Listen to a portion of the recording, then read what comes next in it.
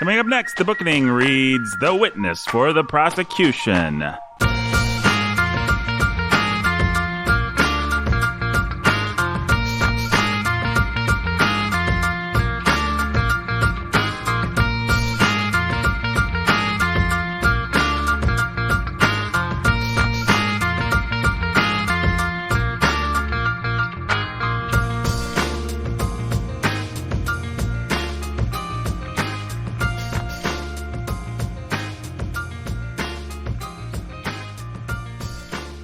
Hey everybody, welcome to the Bookening. My name is Nathan Alberts, and I'm your humble and obedient host, joined by my good friends. We've got Brandon Chasteen over there, the scholar who's a baller of reading. Hey. Hey, Brandon. Hey, Nathan. How you doing today? I'm doing pretty well, Nathan. If there's a murder committed of someone that you're friends with, then this podcast could be your ally. Or you're not your ally. My alibi. Your alibi, yeah. My alibi. As I pull up multiple computers As here. you pull up multiple computers. Brandon looks like the tech guy in a bad hacker movie from the 90s right now. Yep. Surrounded by laptops. Well, Brandon, why don't you introduce the other member of our triumvirate of awesomeness? It is the one and only, the pastor, who's a master of reading, Jacob Menzel. Hey, what's up? Da-da-da-da-da. Yeah, he can add those effects in Charge. post, right? Yeah. Who says we didn't? I mean, they presumably sounded so professional that people just assume I added those effects in post. Then we'll do our classic Jake outfit check. He's got the PF flyers. I believe that's what those are. Yep. He's got the jeans, slightly faded. He's got the pullover, the green, what would we say, olive green pullover? Sure. What would that be in Crayola terms? Nah, it wouldn't be olive green. Olive green would be uglier. That's a good. It's almost a forest green, but it's like a diet forest green. Kind of sage, maybe. Sage, maybe. There you go. Jake was a painter, everybody. The sage Jake dresses in sage. Right. Our sage wears sage. If Jake's sage, Brandon, which one of us is parsley and which one of us is thyme? And who's rosemary? Rosemary is Ben.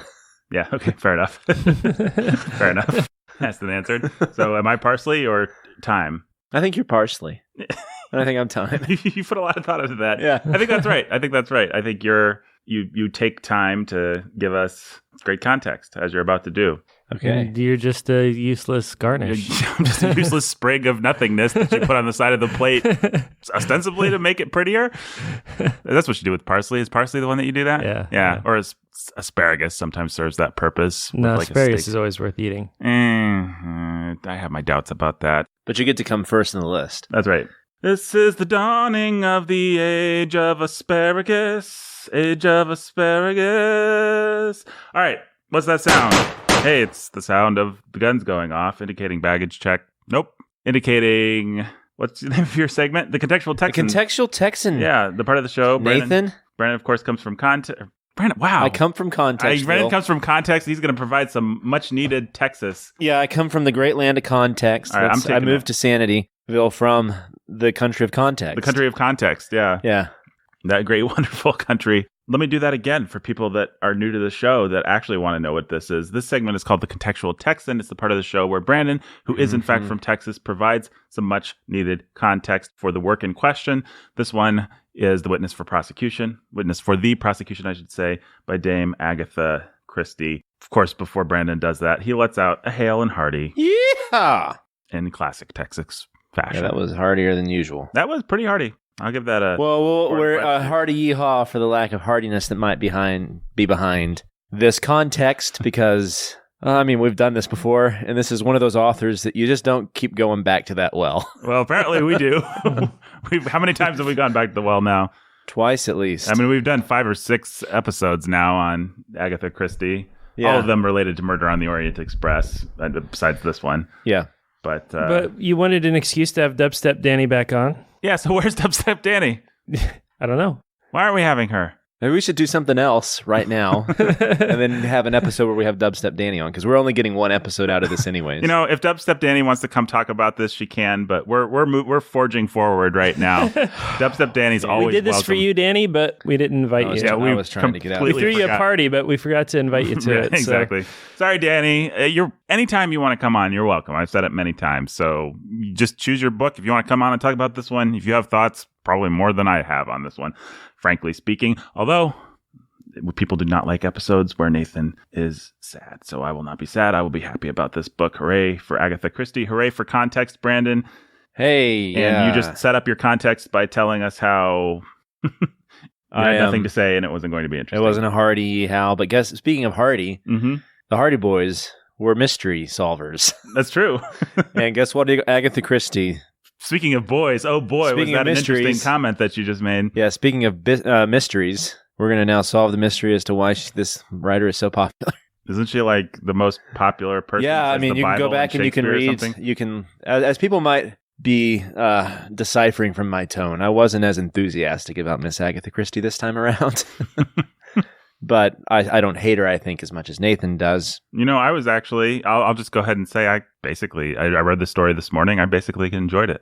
Yeah, it's fine. It's fine. Whatever. I mean, I wouldn't read it. But that's about all we're going to have to say about it is it's fine. Whatever. Yeah, it's enjoyable. I mean, what do you have to say about it, Jake? I read the story months ago, and I was like, well, first I thought I had it in my head that it was a novel or a novella, and I thought I had finished the first chapter.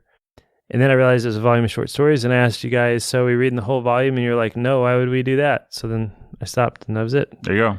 So we're not reading the whole volume of short stories. We're sorry if you did. There's a really weird feeling when you have a book and you think the book's going to continue, like when it has an excerpt from another novel at the end of a supermarket pot boiler or something, and you think there's going to be way more chapters for Jack Reacher to solve this problem, and then it's like, oh no, this is the next Jack Reacher thing or the next Tom Clancy thing, or they included the short story that I Am Legend was based on, or whatever. Right. It's just like it's that same feeling of when you think that there's another stair, and like when you're going up the stairs, you think there's another one, and then you have this weird off balance. It changes the way that you read something. Yeah, it really does. Just like discovering that a book is written by a woman. Like, have you ever been like halfway through something and then you realize this is written by a woman? And it's not necessarily a bad thing, but it does. It affected when I read George Eliot for the first time. This was before I was in high school. And so it was a surprise to me that this was actually a woman. Did you figure it out like before you read the novel, or? I figured it out like midway through the novel. Yeah, that's weird. That is weird. Did you chuck it across the room? And I did. Say I'm never reading Dickens after that. This tripe. Yeah, he's a man. A man's man. He is a man's man.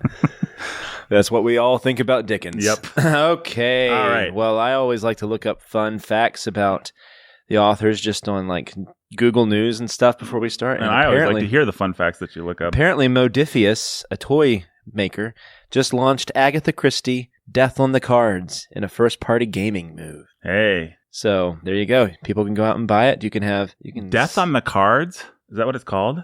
Hercule Poirot. Yeah, I think that's what it was called. You got Miss Marple. You got You're the Murderer with a kind of look like you're a ring wraith wearing those glasses that Nazi guy wears. It's just like I don't know. What's that party game where? Like what are those guessing? Here, let me read Everybody it to you. goes to sleep and somebody tells the story and one of you is the murderer and. But everybody goes to sleep. What is this? Yeah, it's night comes and then you wake up and somebody is dead. Oh, okay. Yeah, you get stabbed. You have a stab in the back. Mafia. Card. Yeah. Mafia, Mafia. Designed by Dr. Thomas Rawlings, the Agatha Christie card game is aimed at both older children and adults. It's been a real privilege to work on a game design based on such distinguished and cherished stories and characters, and we worked really hard to distill some of Agatha Christie's thrilling essence into the game. They ground up her bones. Yeah. He worked with apparently Dumbledore on this game. In bringing the game to life, the designers at Modifius Entertainment drew on the rich literary history. And they're making a lot of broad claims. Brave claims. Brave claims, yeah. Rich literary history of Agatha Christie's stories. Detective Hercule Poirot, Miss Marple, Harley Quinn. Who's Harley Quinn? I mean, what? I know who she's. She's Batman. She's Batman's the lady girl in the shorts from Batman. Thing. Yeah. Designed specifically for Batman the Animated Series, yes. I think. Yes, that was before she was the lady in the shorts, and she was a much better character back then. Let me just go. I would look up Harley Quinn, but I'm not sure. You want to do that? I want to do that. I wouldn't do that. I'll look her up on Wikipedia. There you go. Yeah. Maybe Harley Quinn, Agatha Christie. Mr. Satterwhite, Parker Pine. No, I'm thinking of Parker Posey. Sorry to say that doesn't sound right either. Lady Eileen Bundle Brent, Tommy and Tuppence, and Ariadne Oliver all feature within the game seeking to find the murderer. Wow, I know Tommy and Tuppence, and I know Miss Marple, obviously, and Hercule. but I don't know any of these. Those other three. Collect sets of these familiar characters to help reveal each player's secrets. The chairman of this place, of Agatha Christie Limited, apparently was his thing. I've had enormous fun watching Death on the Cards develop. It's an intelligent game of skill and misdirection that gives humorous nods to the characters and words of Agatha Christie. I expect it to be a hit with fans of my great-grandmother's work, and for those of us who simply enjoy pitting our wits against friends and family. Who doesn't enjoy pitting their wits against friends and family? That's what every episode of the Bookening is about. Harley Quinn is a fictional character created by Agatha Christie and the most mysterious of all her detectives. His name is a word play on Harlequin. Really? Which may be a clue to his personality. Is he like a jokester, impish kind of a guy? Mr. Quinn helps his older friend, Mr.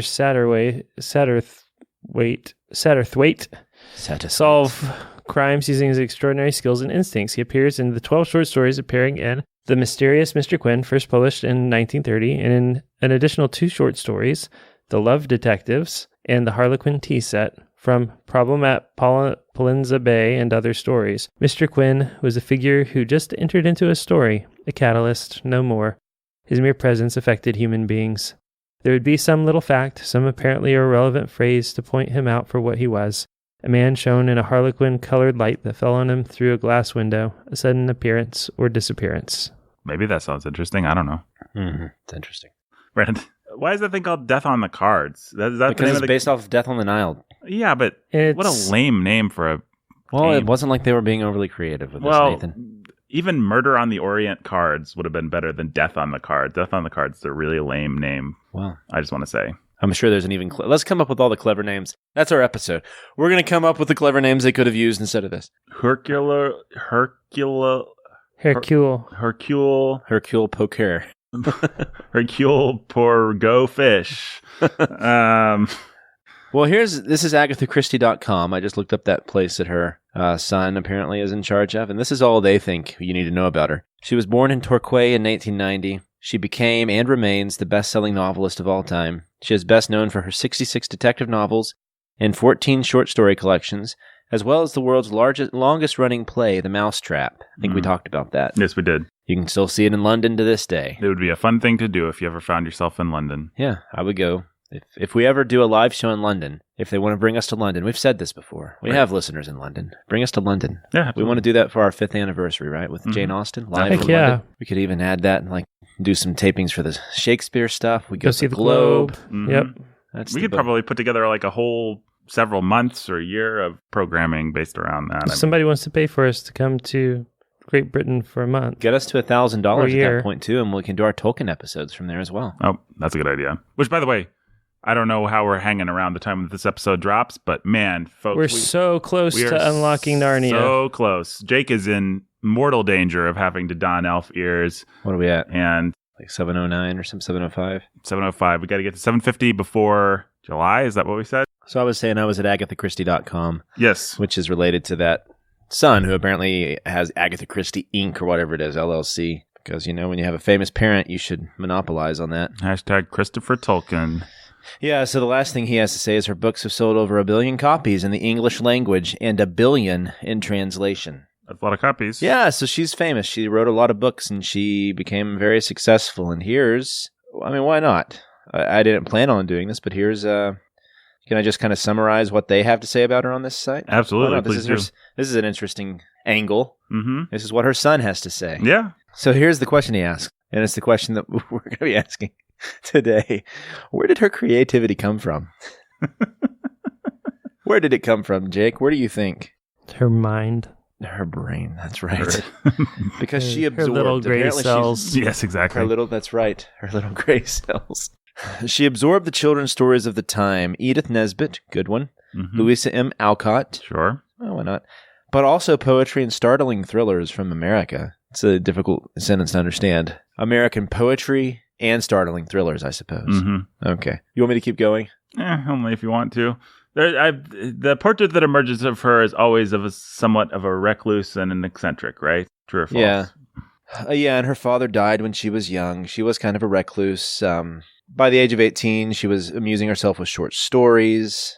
In 1912, she met Archie Christie, who was an aviator, and guess what happened? They said hello, shook hands, and never saw each other again. Yeah, that's exactly what happened. Okay, Poirot was born 1916 through 1924. This is when she began, so it was 1916 through 1924. She began to write her detective stories. So she had been writing short stories since she was 18. And Poirot is one of the detectives that she invented during this time. Apparently, one of her first books was The Mysterious Affair at Styles. Have you read this? No. It's a pretty famous one, I know. What do we want to know about her midlife? Anything you want to know about that, Nathan? Not really. She disappeared. She disappeared. She had some difficulties with her marriage. Some people think that might be kind of what caused it. She didn't have the happiest life. She was kind of a recluse. Just a reminder from the last episode, she actually would do a lot of research into poisons and stuff like that to craft her book. She was a fairly detail-oriented person. Mm-hmm. She would draw from what she had read. She would also very carefully construct her stories with little notebook papers and stuff that she would... I always imagine one of those walls covered in notebook papers, and that's how she would create her story. Like a conspiracy theorist in a movie kind of thing. Yeah. If you look at her notebooks, which I have, not personally, but I've seen recreations of them online, they are like that for sure. Yeah. Apparently she, as a rule, wrote 2 to 3 books a year. And this one in particular falls... What are we reading? What's this book called? Witness for the Prosecution and Other Stories. So this would be one of her collections. So what people might not realize is that this is actually a short story. So this would have been one of the 14 volumes of short stories that she drafted and created. There are lots of movies. In fact, you have movies as far back as 1957. Have you seen any of these, Nathan? Yeah, the original Witness for Prosecution, Billy Wilder movie is an absolute classic in my book. I think everybody should see it. I would recommend that they spend their 2 hours doing that over reading anything by Agatha Christie. I've seen it. I have not seen it. Who's the main cast? Charles Lawton plays the barrister, and what's her face? Very famous person. Oh, what is her name? Mysterious actress. Very glamorous. I don't know. A bit of a recluse herself.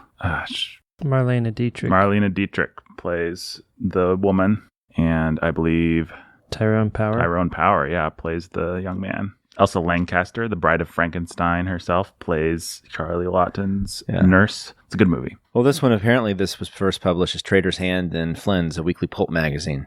It would be later in 1933 that it was published as The Witness for the Prosecution in the collection The Hound of Death. Mm-hmm.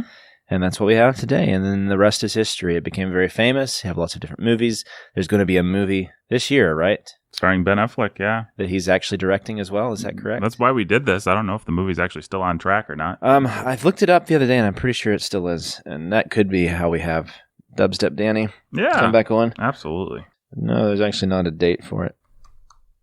So, maybe we're not getting it after all. Oh, well. Maybe we'll have to watch the Billy Wilder movie. That's not something I'd be opposed to doing. The movie is listed as announced, so it may just be that a deal was put together and it was announced, but there's no cast, and this movie might not happen. Things get announced all the time by studios. Sometimes in a bid to get something made, you announce it. I think we to generate saw some it, hype. Yeah, attached to Ben Affleck or something like that. Yeah, he's attached. Or him being attached to it, rather. Yeah, if you just look a couple years ago. If you just look in IMDb, it's got Ben Affleck's name and the fact that it is announced are the only 2 interesting pieces of information. And that's all we get. So, all right, well, that's kind of the history and the background of Agatha Christie. It's not a whole lot to say about her life. It really is a fairly straightforward life. Now, just to provide then some context to where she was historically within the literary history, she was writing this in 1925. It was published in 1933. That puts her in the era of modernism. Mm-hmm. And what? Brandon loves to talk about modernism. I love to talk about modernism, except she's not really a modernist at all. She would fall more in the category, I hate to say it, but she would be more in the category of a Steinbeck, mm-hmm. a pop author, except she doesn't have the literary clout that Steinbeck would have either. Mm-hmm. Now, Steinbeck was at least trying to craft literature as symbolism and metaphor and giving us these deep archetypal stories. We were talking about Peterson the other day. Mm-hmm. I realized we never really brought up Northrop Frye or any of that sort of stuff on the Bookening, but why would we? Mm-hmm. But do you know who Northrop Frye is? He was an American critic, and he talked a lot about...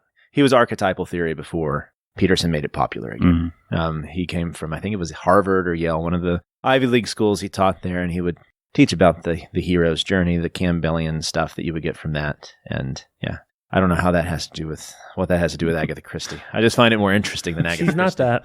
Yeah, because she's not that. You don't get those things there. But what you do with what do you get with Agatha Christie? What Nathan? do you get with Agatha What do you get Christie, with Brandon? Agatha Christie? Fun. Well, fun. Another thing that was becoming popular during this time. Well, when people look at the 1920s, modernism, there are various lenses to look at it through. One, you can look at it through the lens of modernism. She's not really a modernist that way. Right. She's more of a pop author. Right. There's also the lens of multiculturalism, and then there's the lens of psychoanalytic theories, stuff like that. So you kind of try to figure out which of these theories is best used as a lens to read any sort of depth or analytical depth to the Agatha Christie story, because we want to believe that it's a product of capitalism, right? So you could look at it, and that's another thing you can look at it through, is sort of this Marxist lens, where it is a product of capitalism, as it's a commodity itself, and so that commodity contains meaning within it. And so as we begin to analyze it through that lens as a commodification, yeah. Go on. On second thought, your dissertation. Don't bother. if we look at it, does he know what's going on? I think Jake might be onto you, Brandon. All right. But go on. Yeah, I'm going to keep going on. So, if we look at it as a commodity, and a lot of critical theorists like to look at literature from this period as like a commodity, so we can, if we look at it that way, maybe we can start unraveling some of the meaning and the depths of some of the archetypes that might even be in this story. But they come more from this place of being a product of pop culture, right? And so, as a product of pop culture, we have these things that might be the producer might have been blind to. And so, if we kind of take a Homi K. Bhabha stance towards it, it might be creating this other that is the product itself that doesn't completely understand its position of otherness. Isn't this wonderful? You want me to keep going? Yeah, please. Okay, yeah. You want me to keep going, Jake? Yeah, by all means. It doesn't completely understand its position as other, but it creates almost that alternate identity for itself by being blind to it. And so what you find with a commodity product like this that's blind to itself is that it was already always the thing that it was trying to not be.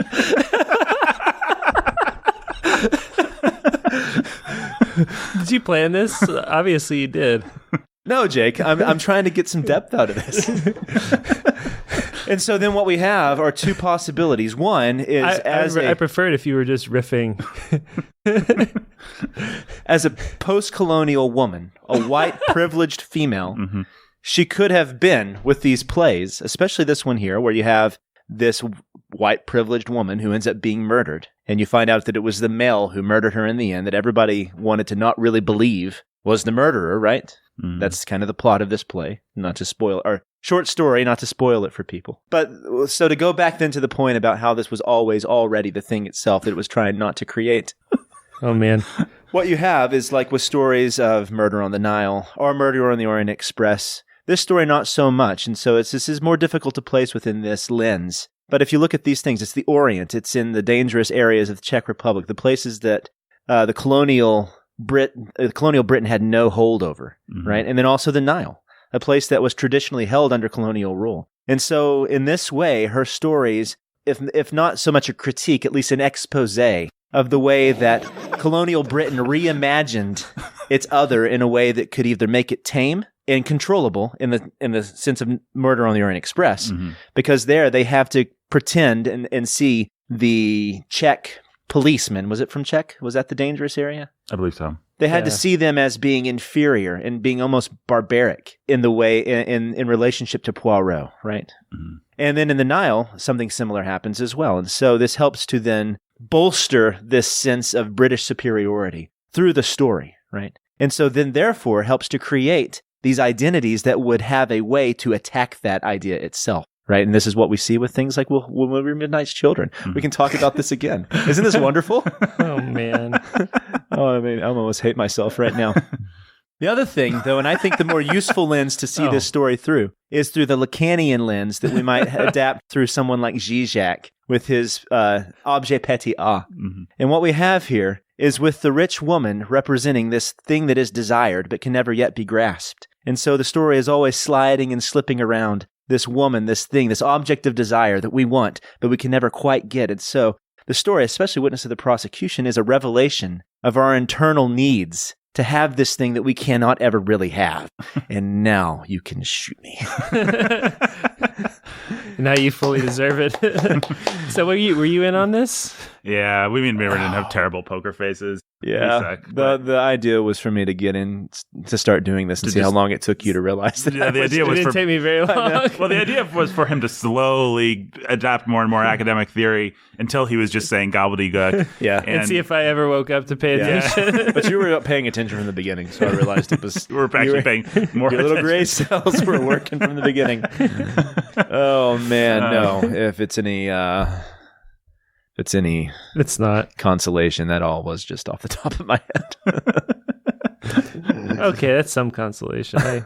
But if it's any also, I don't know if it's consolation or just reason to make you depressed about the academy. That sort of stuff I was saying you could reasonably expect to find some graduate student somewhere arguing. I mean, everything I said. Oh, no. About the commodity, the commodification, the Marxist theory looking at it, the multicultural lens looking at it. The only other thing I didn't get to was the queer theory lens applied to it. But, we're not going to get there.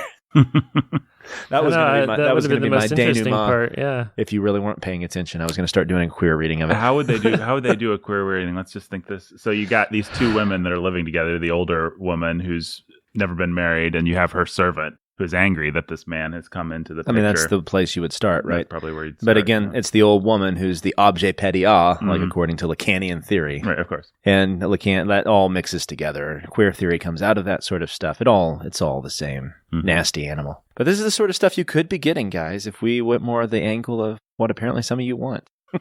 Nobody wants that. No, nobody wants that. All right, guys, we've had a little fun today. What baggage did you bring to Agatha Christie? I guess we might as well get some discussion out of this. The baggage that I brought to Agatha Christie. Oh, the airplane went over. Oh. Indicating baggage check. What baggage do you bring to this, Brandon? The baggage I brought to it. Besides your Precanian theory. Yeah, Lacanian theory. I brought the fact that I read Murder on the Orient Express and watched the movie, and also that I thought that was fine. I'm trying to remember because everything got exaggerated a little bit because I didn't like it very much, and so you didn't actually read it, right? But I played up my dislike. I don't know whether you guys in my brain became bigger defenders than you actually were. I think that we kind of took the position we're going to be taking today, which is it's just fine. It's a decent, innocent beach read. Mm-hmm. Yeah, nothing wrong with it, but nothing really great about it either. Yeah, that's my position. That is also my position. If it's fun, Murder on the Orient Express was fun. And if that's the kind of thing that you like, she's good at giving you that kind of thing. Yeah. I mean, I would make the same argument I made a couple of months ago, or I guess it was more than that, years ago now, whenever we did the last Agatha Christie, which is, why not just watch a movie? You're not getting anything of literary nutrients or value out of this, I don't think. Because you're literally on the beach or literally out in a hammock. Why aren't you staring at clouds? Or reading War and Peace. If people want to do it, it's fine. I'm just saying, I don't understand personally. It's okay. You have my permission, world. Not that you needed it. But I just don't understand why you'd want to do that when you could. Some people, Nathan, just don't want to always be basking in the wondrous beauty of language that you do.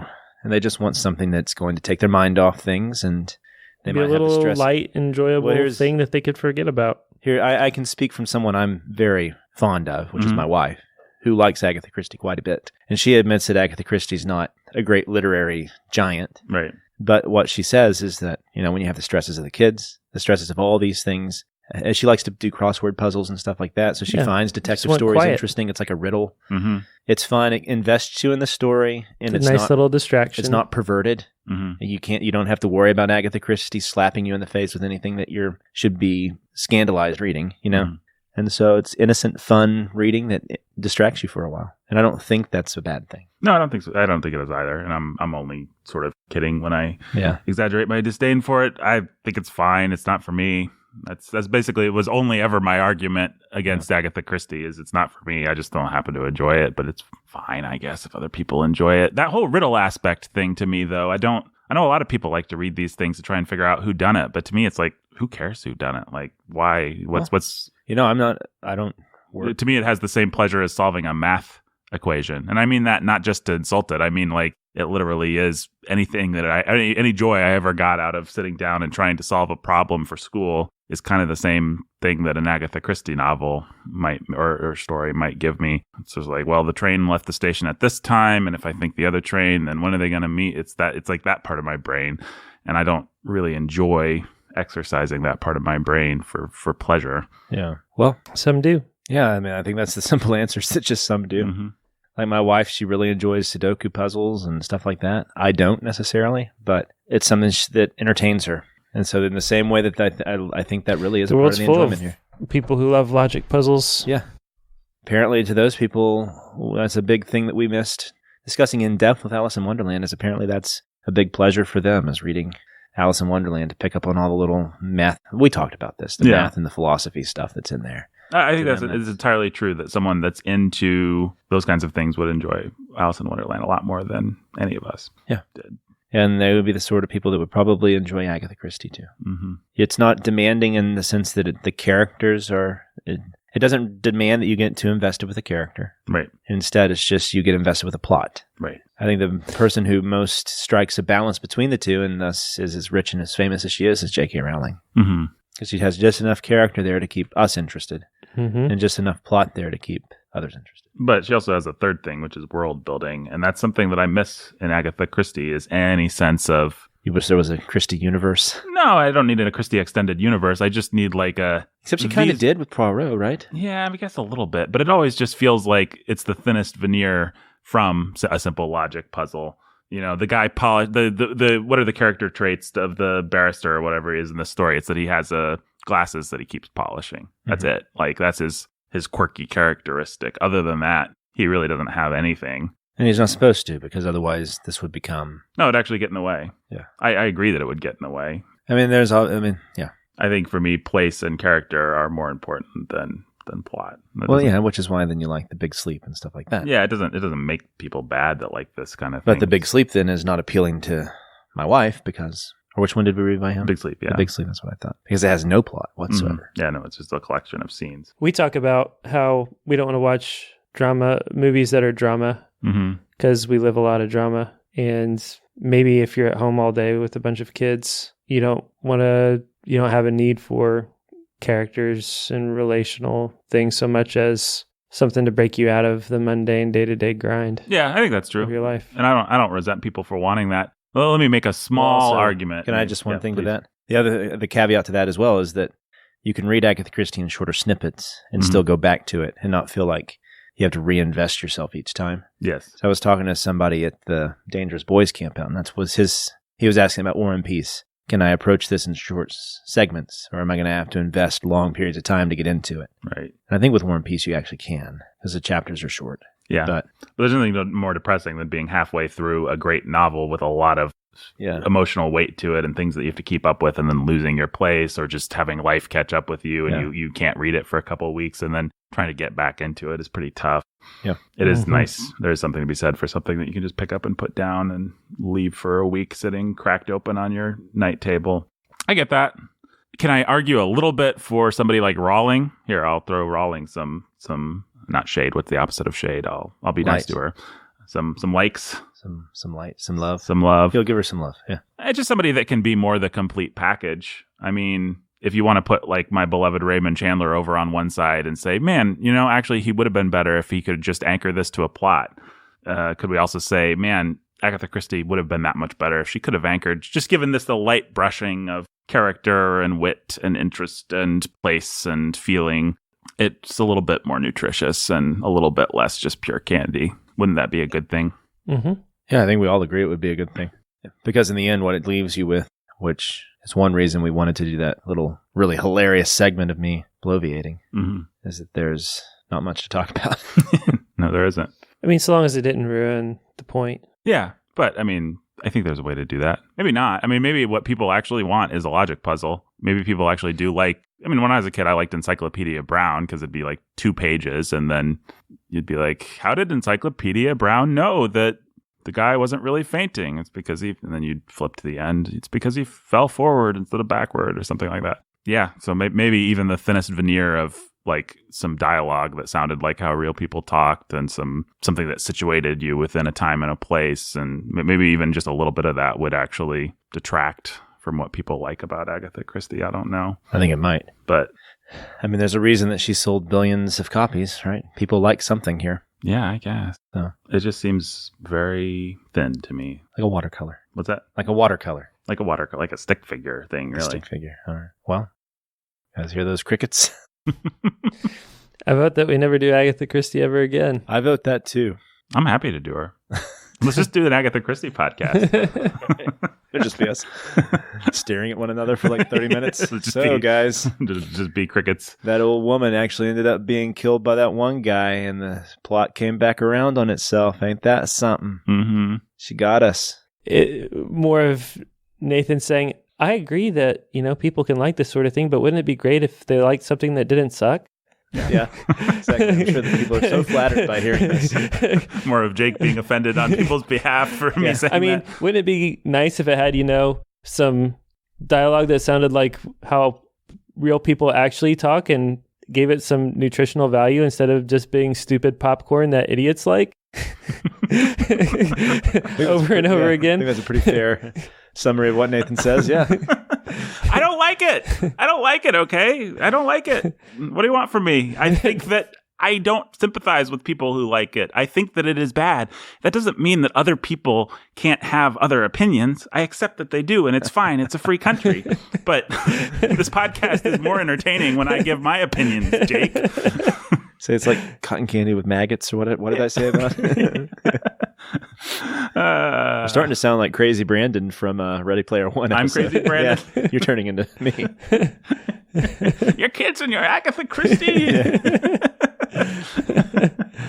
Okay, here's my official statement on the matter. If you like Agatha Christie, you are not stupid. Isn't that nice of you? That's so nice of you, Nathan. You can be smart. You can be godly. It's the nicest thing that you've said so far. You can be smart. You can be godly. You can be pretty. What are other qualities? You can be intelligent. You can be handsome, sure. Maybe. You can be good at things. You can have talent in life. You can be going places. You can be a person that people respect. And you can also like Agatha Christie. The handsome versus pretty thing.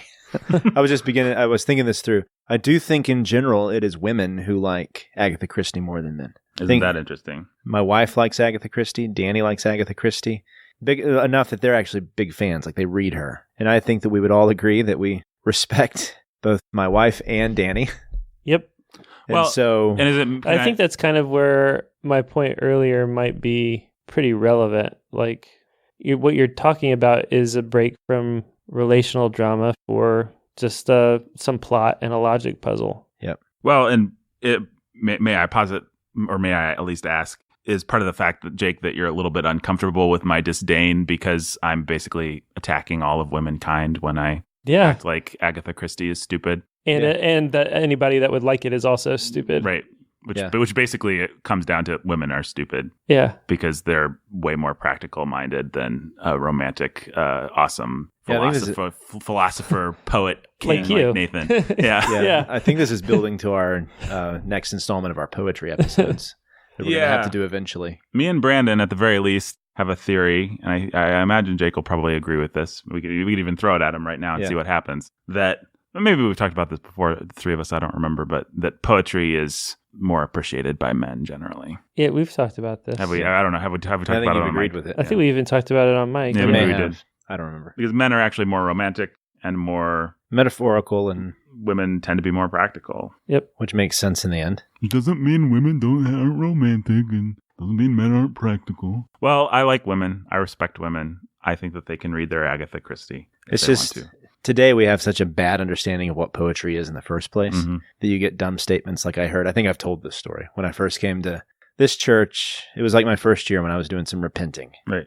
And I was coming to this thing called David's Mighty Men. Mm-hmm. Yeah. And this guy who was a philosopher stood up, and they were asking, what are effeminate things? Right. And this philosopher, I mean, come on, a philosopher, which philosopher, in my opinion, is by its nature kind of the effeminate. Well, I think I might know who this philosopher is. He stood up and he said, poetry is effeminate. Yes. Boo. And I'm just like, and that, well, what was great is Jody Killingsworth was there at the time. And he stood up and he said something like, King David? Yep. Hashtag King David.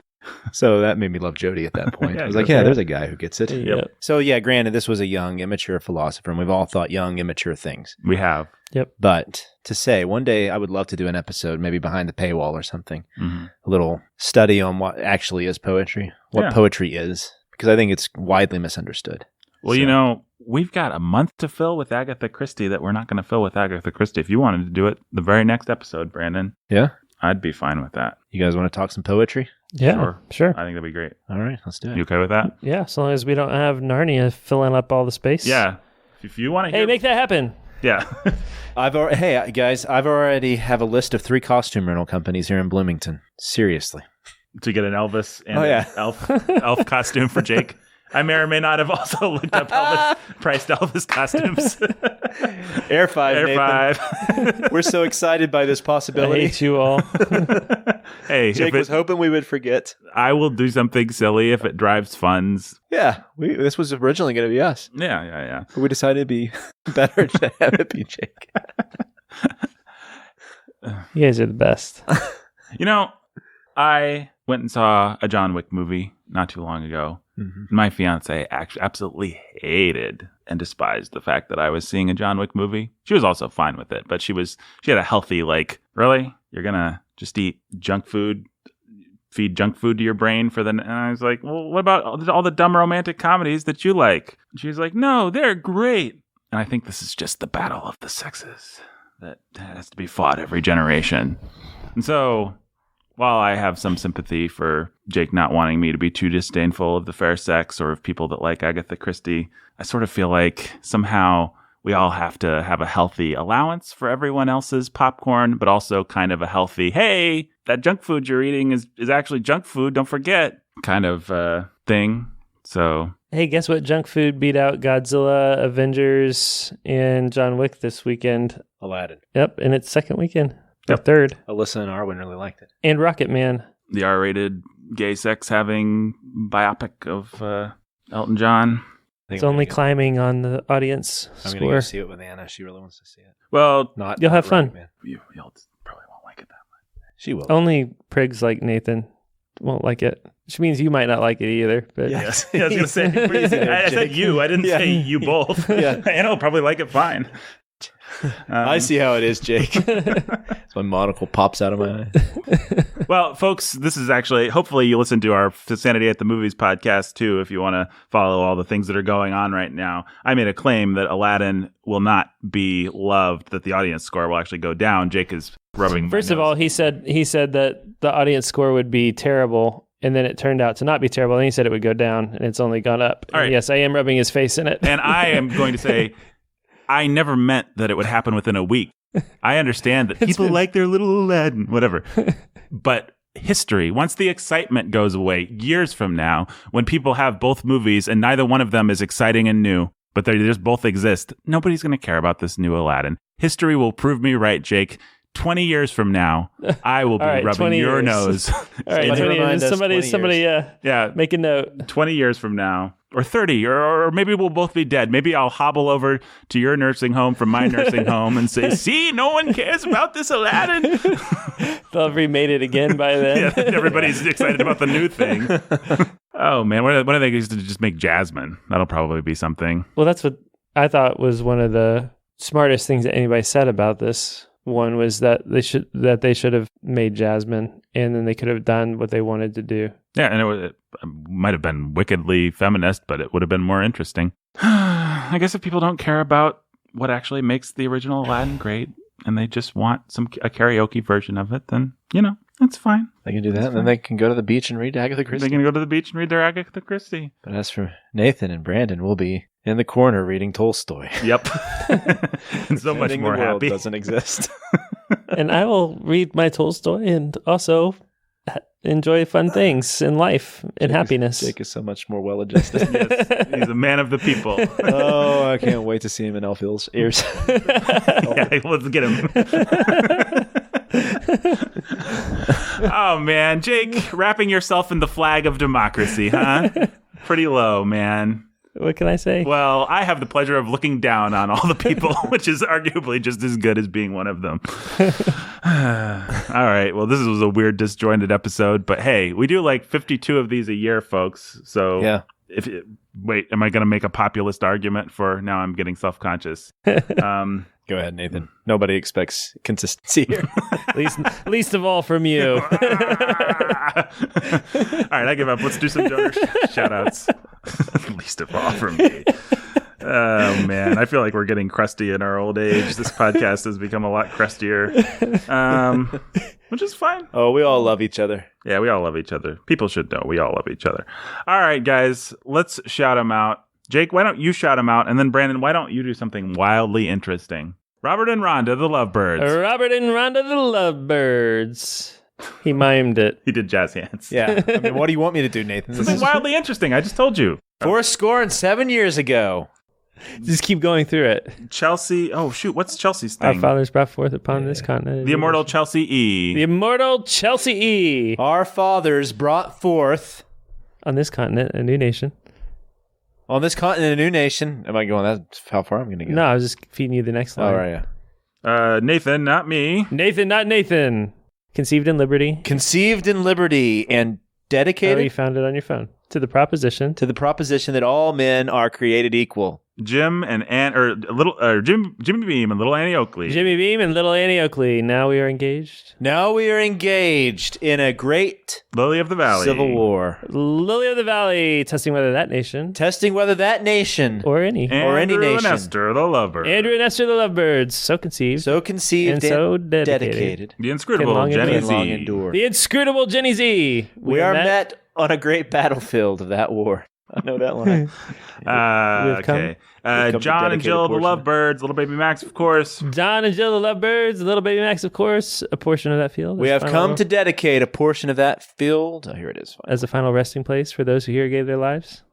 David's Mighty Men Trucking. David's Mighty Men Trucking. As a final resting place for those who here gave their lives, All right, that Brandon, that nation might live. let's barrel through this. I'll say it, Jake. You call it out, and you read Gettysburg Address, and we'll do it all in one, 2, 3, go. It is altogether Adam, fitting and the proper that we should do Woe-bedraggled this. wizard. No, he's not. What is But in Adam? the largest Adam sense, is awesome. we Awesome cannot Adam. dedicate- Awesome we Adam. My cannot beloved Mother consecrate. Beth. My Jamie, beloved Mother Beth. Cold Jane and Katie, her Olive cold and Cheese. love cheese. EMILY, Brave men living and dead. EMILY Emily. Fletcher, the woe-bedraggled wizard of York. Anthony. The artful World of Anthony little dark hooded Dodger. Lord, long Death remember what we himself, The dark Jeremy. hooded Lord of Death Never himself, forget Jeremy. Incandescent It is for us Meredith. The the living, incandescent rather, Meredith. to be dedicated here.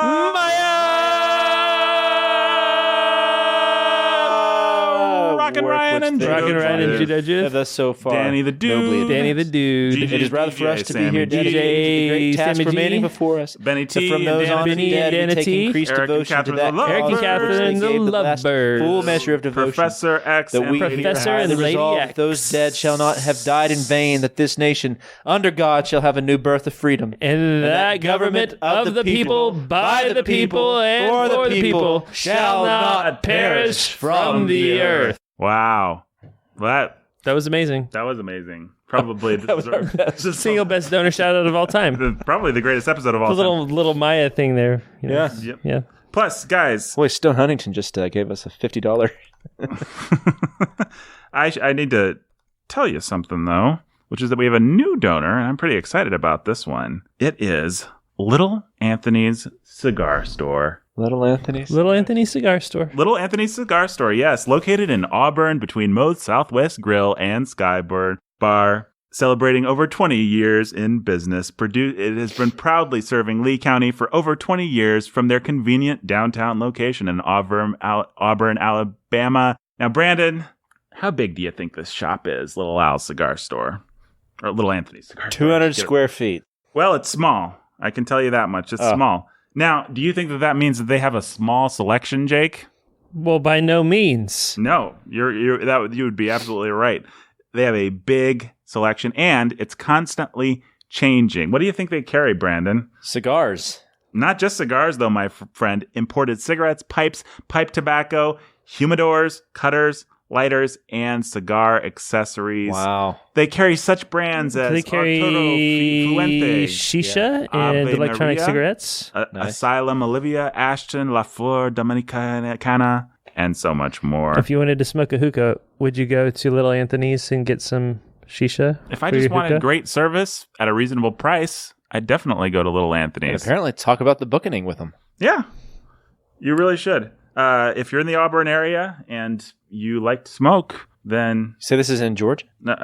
Auburn, Alabama. Alabama. Well, if we're ever down in Alabama, or if you want to bring us down to Alabama, we'll stop and smoke a cigar with our fans.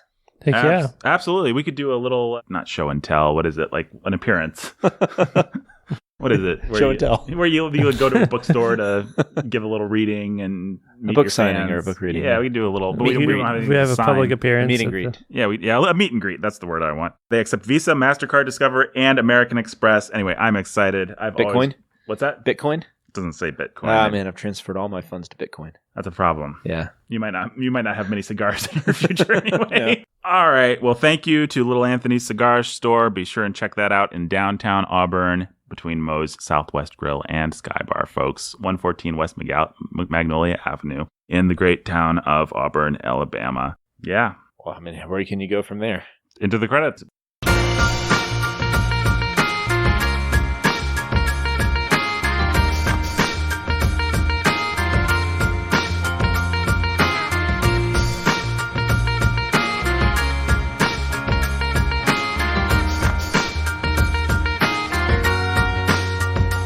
The Bookening was written and produced by me with my friends Brandon and Jake. Executive produced, like all fine Warhorn products, by Jake and me. And you can go to patreon.com/The Bookening in order to support this podcast. Remind them what the stakes are, gentlemen, and why they should do it now. You should do it now because we are super close to hitting the $7.50 a month mark. Once we do, if we get it done this summer, we will read Chronicles of Narnia, the whole shebang. And not just read it, but review it on this very podcast. Multiple episodes, kind of like what we did with Harry Potter last. Yeah. Yep. Now, what happens? And that will get us a step closer to Tolkien. Tolkien. That's right. at $1,000 a month. Yes, and I have been chomping at the bit to talk about Tolkien. I'd really like to go back to it. I have a lot to say about it. I have a lot to say about those dumb movies. I'm sure you guys have a lot to say about. Well, I'm sure we'll get All 10 things- episodes out of that. Yeah, we can get a lot out of Tolkien. It'd be very interesting to go back to it after all these years. It's been a long time. I'm not sure exactly what or how it'll strike me, but it'll be interesting, that's for sure. Yeah. But Narnia, also interesting. And Brandon, remind us what happens if we make 750 by July. By July 1st. Mm-hmm. So June 31st is 30 days past September. June 30th at midnight. Mm-hmm. No later. Mm-hmm. If we get 750 by that point, our own Jacob Menzel Mm-hmm. is going to put on elf ears, dress as Elvis, and read on Patreon Mm-hmm. for all you subscribers out there. What's he reading for us? I'm trying to remember. Let's keep making stuff up. Chronicles of Narnia translated into Tolkien Elvish. Yeah, that's what it is. I knew it was in Elvish. Yeah, so we can find this, I'm sure. There you go. June 31st. You guys have a month to do this. We believe in you. June 31st doesn't exist, but yes. June 30th. June 30th. Yeah, you can do it. We believe in you. Jake believes in you. Jake had us develop this entire podcast because he had a dream of dressing as an Elvin Elvis. Yeah, Elvin Elvis. Elvin Elvis, and he needed an excuse to do it. And so Yep. we're 4 years in. He You got finally me. decided to pull the trigger, live his dream. His wife will finally be happy. His kids will finally realize what they were born for. There we go. You can make it happen. Only you can prevent forest fires. Only you can make Jake's life actually be complete. There we go. Right, Jake? Oh, yeah. All right.